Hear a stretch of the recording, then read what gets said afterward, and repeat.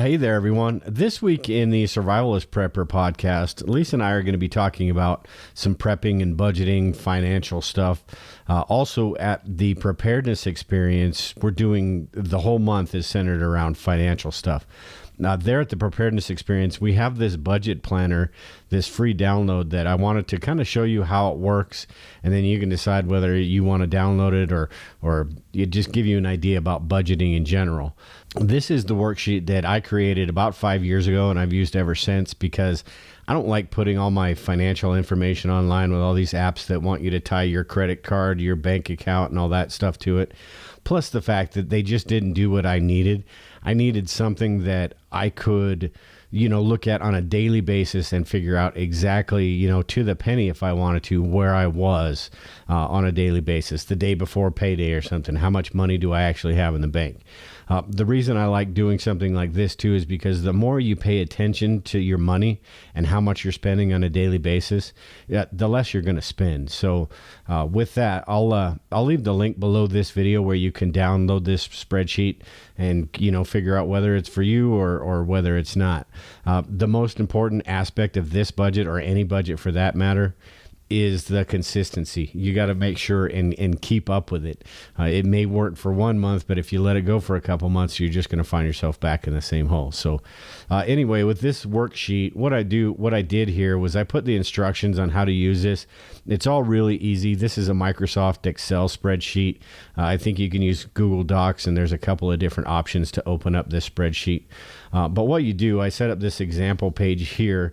What you do is you just put in what the bill is. I made 12 months and I left all of these blank so you can kind of fill them in how you want.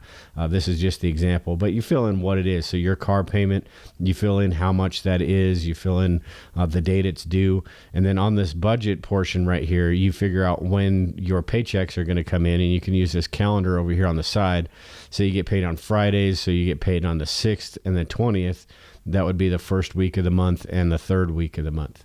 And then you just go through all of your bills for that month and you put them, where they would go. Is it something that needs to be paid on the 1st? You'd look over here, say, okay, the car payment needs to be paid on the 20th. I'm going to get paid on the 20th, so I can pay that right there. And then, like I said, you can fill in all the different stuff. The total here, this will show you your total for the entire month. So if you put in all your expenses, including your groceries, your pet costs, anything that is you want to put in your budget for that month, that'll show you how much you need to have incoming for the month.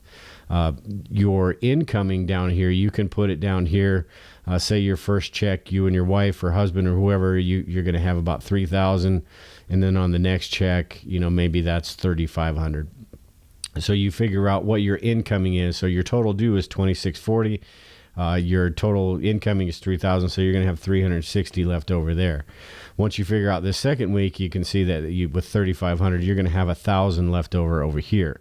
So, and that's with the $800 savings. So on your next check, say you don't save $800, you're going to have $1,800 left over there, which is, sweet. You got a big payday, but in this check you don't. So maybe before this check, you would have saved the $800, or maybe what we'll do, just for math reasons, we'll put this $1,700 over here, take it off here, and it shows that you have $2,060 left over on the first check, but you don't have anything left over on the second check.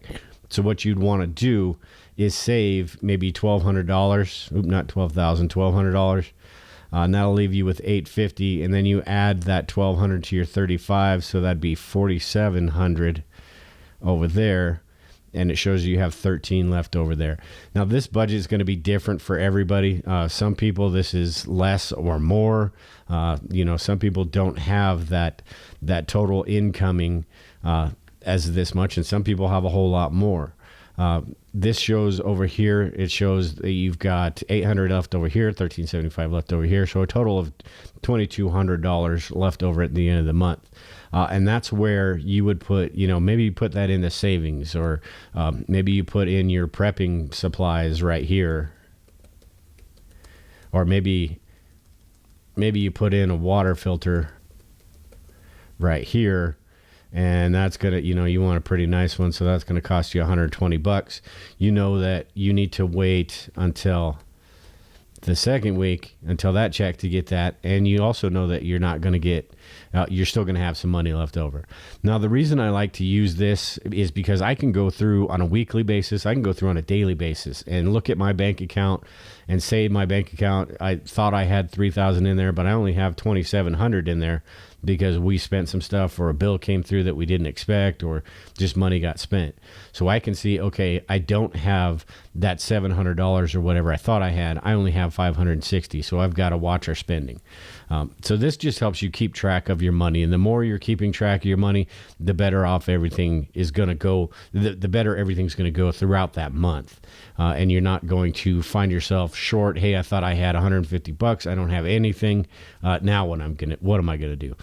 Or, first check, you have $1,000 left over, but the second check, you get that check, you spend all your money on the first check, and the second check, you're a couple hundred short. So it just kind of helps you balance everything, know where everything is. You can do a few months in advance. I usually do at least 3.